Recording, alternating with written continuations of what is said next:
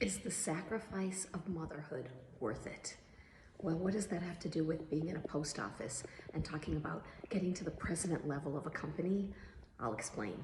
I was interviewing someone today for my podcast, and she was telling me that she was on the trajectory to get to the president level at her company, and this was something she really wanted and had worked towards.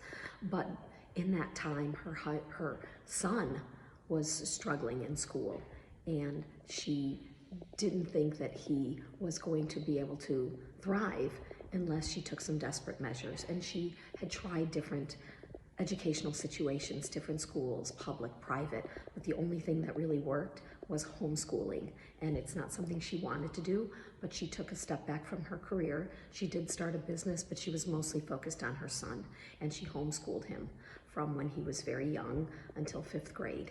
And eventually he was able to go back into the school system and do well, and is now doing well in life as an adult. But she looks back at those times and she realized when she was there doing it, she felt like it was a big sacrifice. She didn't want to be there. She would rather have continued a career. It was an obligation. It was not something that anyone else was going to do, but it was necessary. Her husband wasn't going to leave his career, but she did leave hers.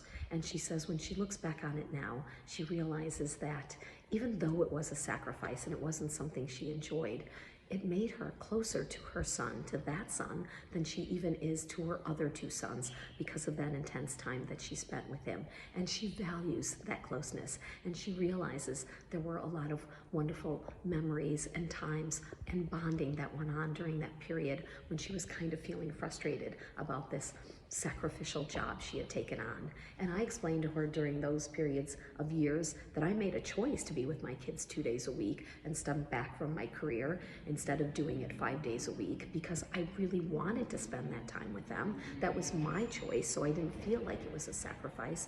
And later on, when I tried to re-enter my career, it was much harder, and I realized what I had given up.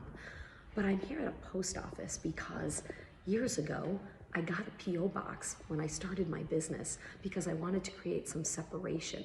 And it may seem like a burden to have to go to the post office and a sacrifice to get the mail for my business. But I, at the time I got the P.O. box, thought, this will get me out of the house. When my kids were little, this will force me to put them in a stroller and take them out on a walk, even if it's just once a day, to go to that mailbox. And tonight, I had to come here to get the mail. It's the first time I left today.